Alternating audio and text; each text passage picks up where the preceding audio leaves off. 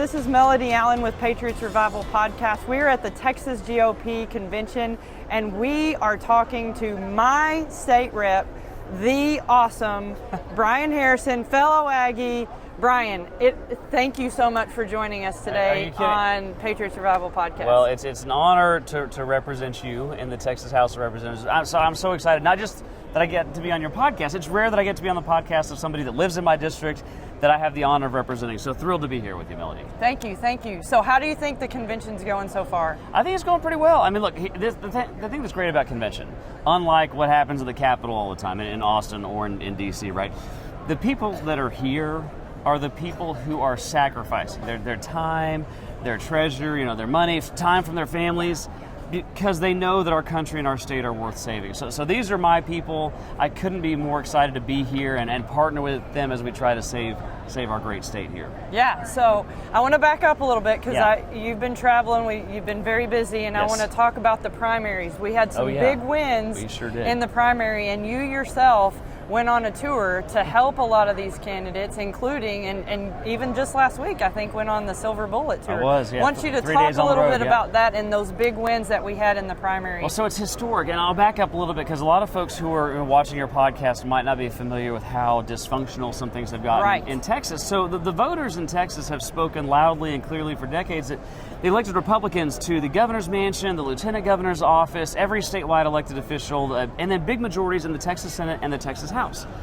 But the problem is, for far too long in the Texas House, these Republicans, behind closed doors and in secret and without the knowledge of their voters that they promise, hey, vote for me and I'll stand up to the radical Democrats that want to destroy liberty for the next generation.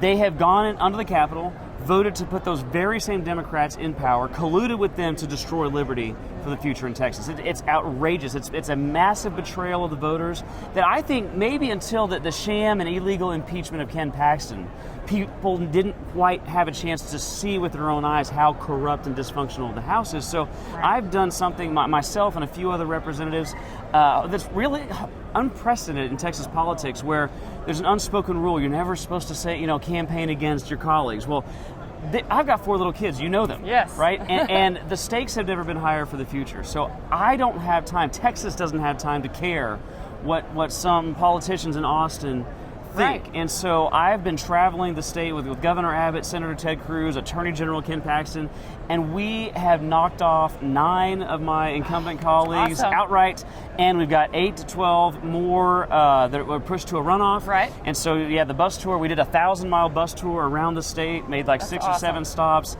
campaigning for real conservatives to take the place of fake Republicans so that we can make the Texas House Republican again. Yes, absolutely. And I am so thankful that you guys did that. So now I want to talk about the contract with Texas. Oh, yeah. So tell everybody a little bit about that and why you're doing that, and maybe highlight some of those bullet points in the contract with Texas. So what we're trying to do in the contract, and this is huge, we've got over 25 current or likely members of the Texas House have signed a document, which is, anybody know how hard it is to get 2 or 3 politicians to agree on anything? Well, we got over 25. This is truly historic to have this many conservative Republicans say, you know what? We need to reform the Texas House, because the Republican Party of Texas has set several legislative priorities, but really it's only 7 or 8 things. But they're important things, securing the border, school choice, banning Democrat committee chairs, the basics. Yes. And the failed liberal leadership of the Texas House has said, no, we're not going to do that because we've chosen to team up with the Democrats. We had to put them in charge, give them committee chairmanships. We're going to kill the Republican priorities, pass the Democrat priorities, and we have given too much power to the Speaker. So he gets to basically decide all this by himself. Yep. He gets his Democrat committee chairs. And then we effectively have a Democratic chamber in the Texas House. So what the contract says is we need to pull power away from the Speaker, give it back to the individual members. That's number 1. And number 2, we've got to end this betrayal of Republican voters of giving the Democrat caucus so much power. So we have a couple examples. I want the Speaker position to not be so powerful. So I think no Speaker should serve more than 1 or 2 terms. Good. That way the power doesn't have time to consolidate to him. One of my favorites is, I think we need to have a Speaker who will not write checks to his favorite members that he got from the liberal special interest, because that lets him buy support to kill Republican priorities. Right. And if people think that our current Speaker, Dave Phelan, couldn't have passed every Republican priority he wanted to. You have to look no further than Ken Paxton's impeachment. He was able to get 60 Republicans to vote to impeach our Attorney General with less due process and evidence than third world kangaroo courts. He could have passed all our priorities if he wanted to. And he can kill anything he wants. He can pass anything he wants. He's got too much power. And what that means is most Texans, even though they have a name of somebody who's their state rep, most of those state reps have handed the Speaker all their power.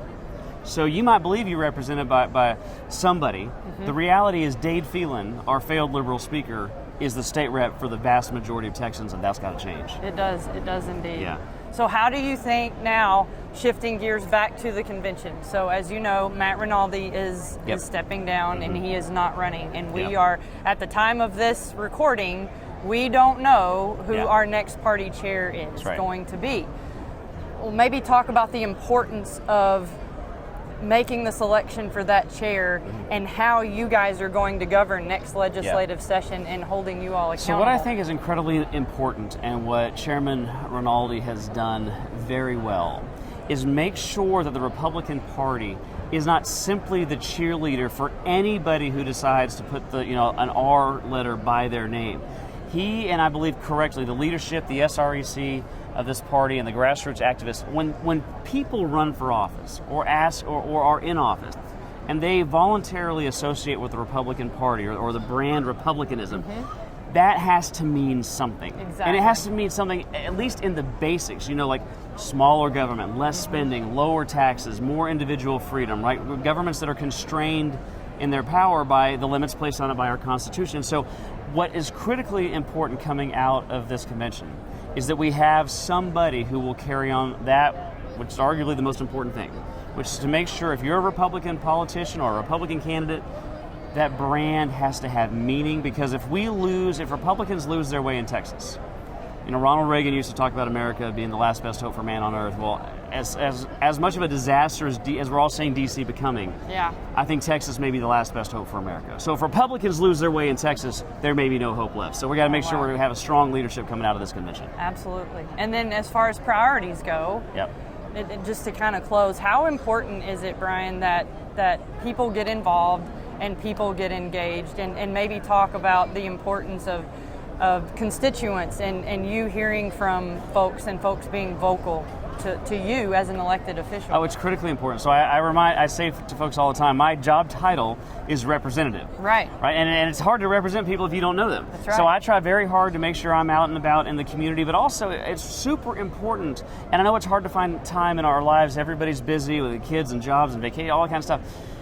It is so important for people when there's something on their mind, when they're seeing problems in their schools or their society or safety or something going on in government they don't like, or their taxes are too high, or maybe they don't know if they can afford their property taxes. We got to end property taxes in Texas, by the way, big deal. Yes. I know you're working on that. We can do it. The only thing stopping us is courage. It's just math. We can do it. Right. Government can find money without robbing people from their house forever, okay? Yeah. Because you can't truly own your home, but that's a tangent. Right. Look, what matters is that people take even just 2 minutes, call their representatives, tell them what's on their mind, because people like me work literally for people like you. Right. So, and I think Republican grassroots activists, it is so important that they not just support good candidates when they're running for office, but maybe more importantly, hold their feet to the fire once they get elected. I joke all the time, we'd have no problems in Texas if elected Republicans would just vote the way they promised on the campaign trail. Exactly. So super important they keep that line of communication. Any final thoughts, Brian? No, just thank you for what you're doing. Again, it's so cool to get to do a podcast with somebody that I know and that I represent, and just thank you for what you're doing here with this podcast to try to bring transparency to the voters, because that's the way that the Austin and DC have become so corrupt, and Austin especially, because DC has got all its problems, but there's lots of media that's covered that.